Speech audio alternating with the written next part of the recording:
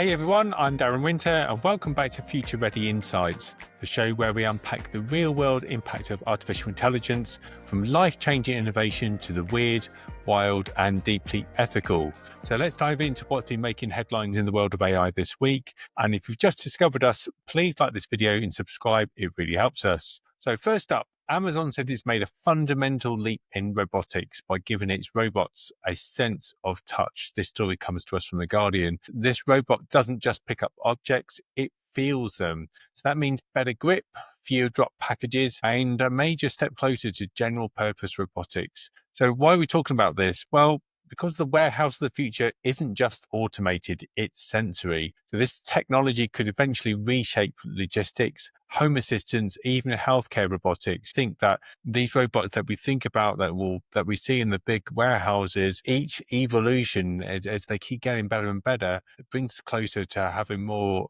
robotics, making it more accessible for humans to help around doing some of the tasks that we don't want humans to do or that we don't want to do ourselves. But there is a flip side. So what happens to manual labor when robots no longer need humans to fill? So for all those jobs that we think AI would never take, there's a one step forward that actually we could see robots doing more of those tasks. So an interesting one to watch. Our next story of the week it comes to us from Klarna, and I found this on Perplexity, and a really good story. Buy now, pay later giant Klarna, they're rehiring human workers after its AI chatbot rollout caused a drop in customer service quality.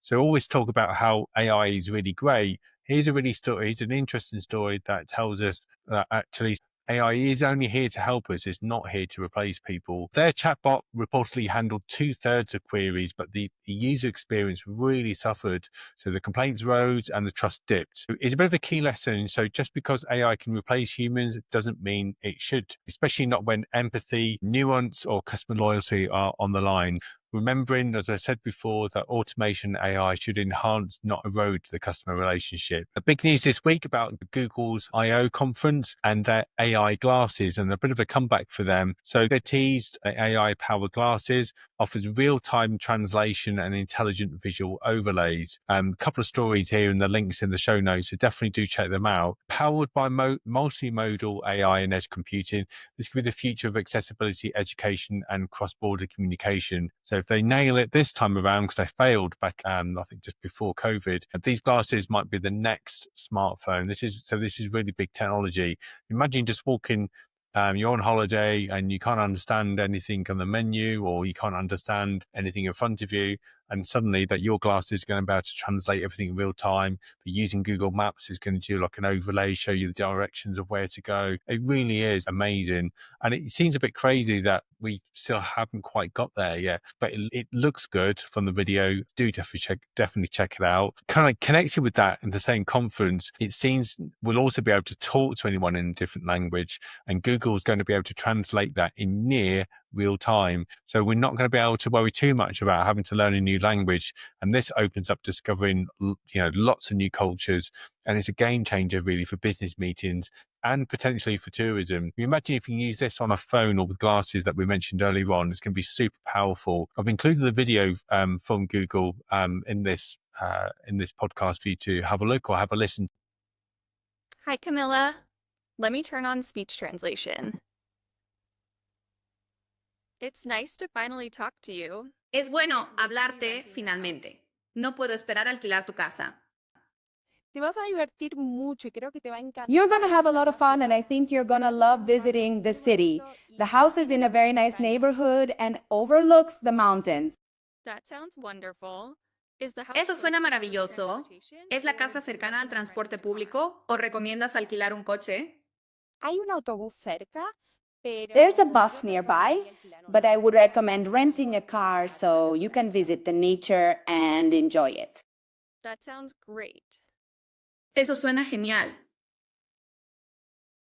I think it looks fantastic. It's really, really impressive. It just shows how the translation tool, the translation conversation would work in Google Meet, which is Google's version of Zoom and Teams. And then next up, We've got a new report that shows even the most advanced AI chatbots, include GPTs, are still vulnerable to jailbreaks and prompt injections. So jailbreaking is all about trying to force systems to do things that it doesn't really not intended to do, but force it to do maybe bad things or to test it out. But it isn't just a nerdy security issue. It really does have real implications. We've seen lots of stories in the media about, well, this chatbot said this large language model said that.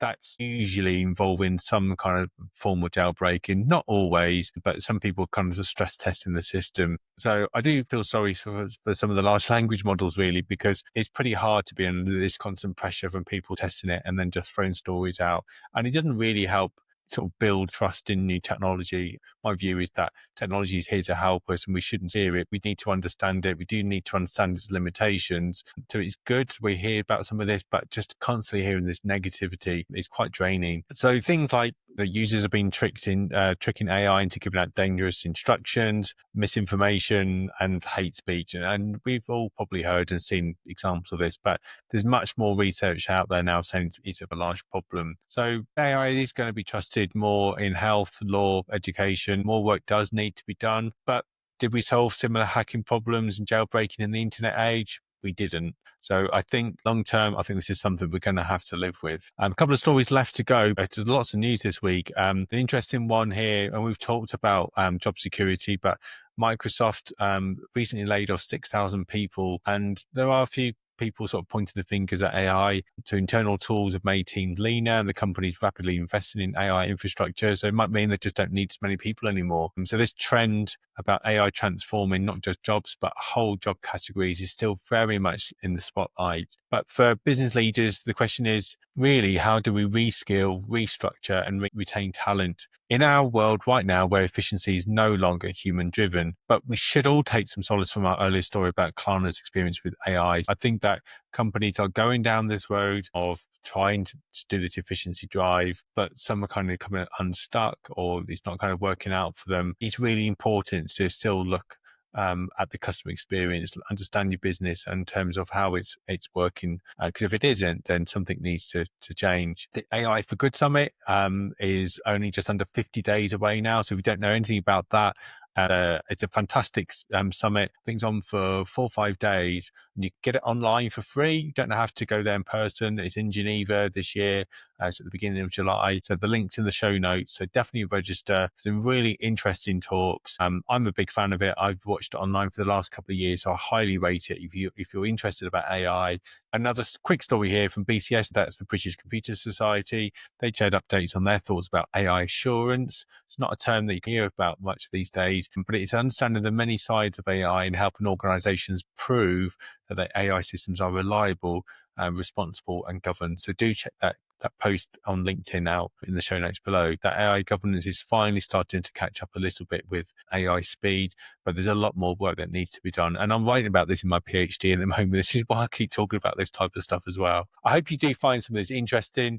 I'd love to hear what you're interested about AI, any stories you'd like me to talk about, or what your thoughts are, things that you like working with, things that you hate, things you don't even understand. But that's it for this week on Future Ready Insights. If you want to get in touch, email me futurereadyinsights@dukadigital.com.